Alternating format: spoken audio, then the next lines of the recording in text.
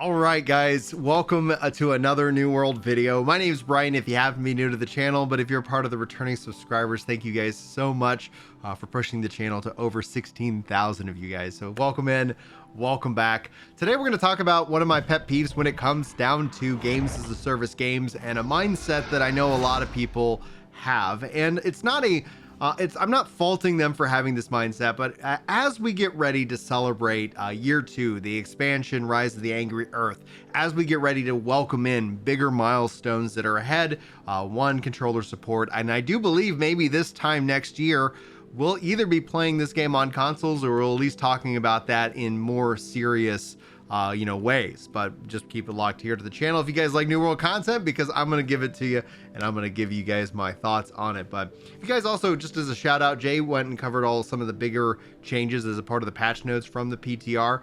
So his video is up if you want to go check it out. This video is going to be focusing in on the subject of should have been in there at launch, should have been in the game at launch. And I can understand the mindset to a point, and that's what I'd like to sit down today and give you guys a heads up. Now, this is inspired, like, I'm not trying to shame the guy, but Brad basically took this to Twitter and replying to the New World dev, so it really kind of inspired me. He says, too little too late for this game, should have added mounts in at the start. And as a software engineer, I'm continually impressed by what the devs in this team and this game have delivered.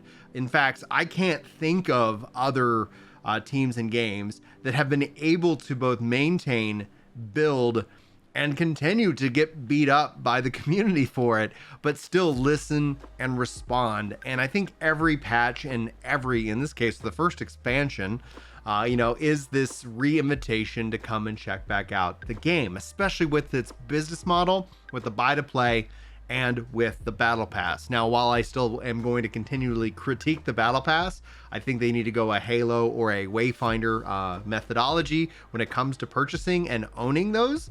But we'll have to continue to provide that feedback, and I'm going to be continuing to fight for that, along with player aptitude levels, controller support, and so much more. So note that those are some of like my big items, but it gives me hope. The team gives me hope. Now, let's say this mindset is proven out to be true. The reason why I see people make this argument is that they don't want to reward people for coming in short. And I take the opposite. I'm the glass half empty. I'm the optimist when it comes to both this game, that hopium or that hypium, in full effect. But like, I'm the optimist when it comes to it, because I think that it's like they listened and then they learned. Like, who are we really punishing? Even the guy who had them push out the game early is no longer there. He's out of Amazon completely. And like, when you look at it, and almost in a way, this video parallels exactly what's going on with Halo Infinite perfectly.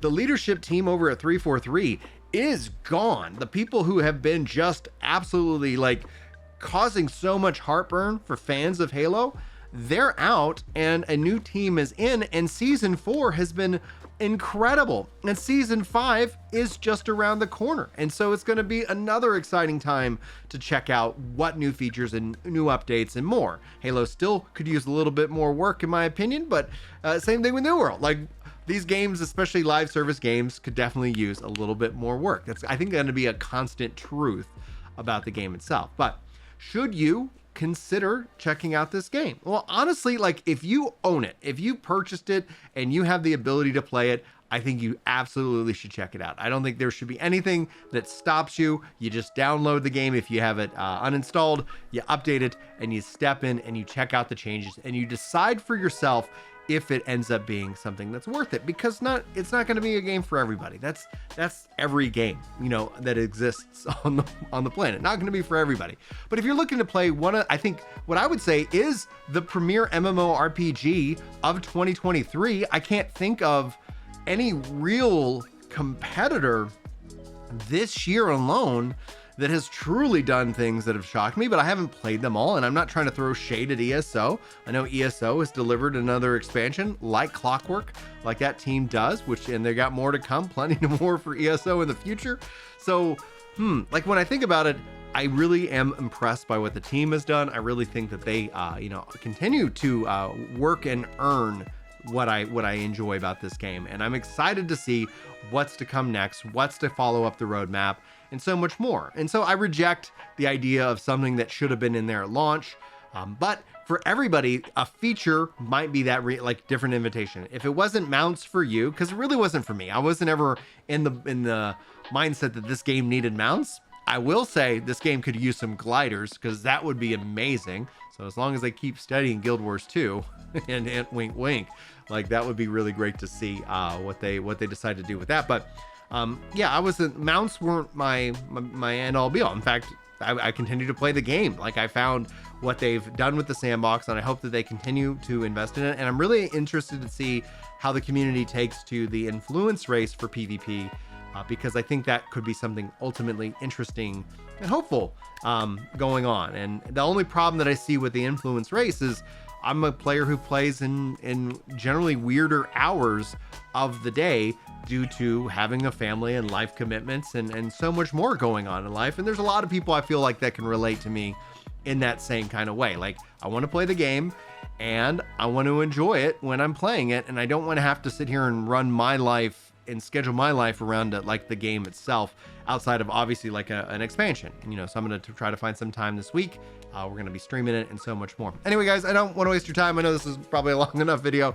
I just wanted to push back against the idea of that it should have been in there at launch. I want to reward the team for listening. I want to reward the team for doing what people have asked them to do. And so if you've asked for them to add in mounts, if you've asked for them to do these things, I think in a way, whether you don't, I'm not trying to tell you to spend your money, but I'm telling you that in a way, if the things that you were wishing that they have put in and they've put those in, you owe it more to yourself to check it out and see if it does in fact actually ring those bells. But anyway, if you guys ring those bells, let me know. If you're stepping back in, let me know. If you have any topics, etc., you'd like me to explore in this kind of format, let me know. I love making content. I love New World, and I can't wait to talk with you guys as the expansion rolls out and as we learn more about the future of this game. Anyway, thank you so much. Hopefully you have a great and wonderful day, and hopefully I'll see you next time. But until then, take care.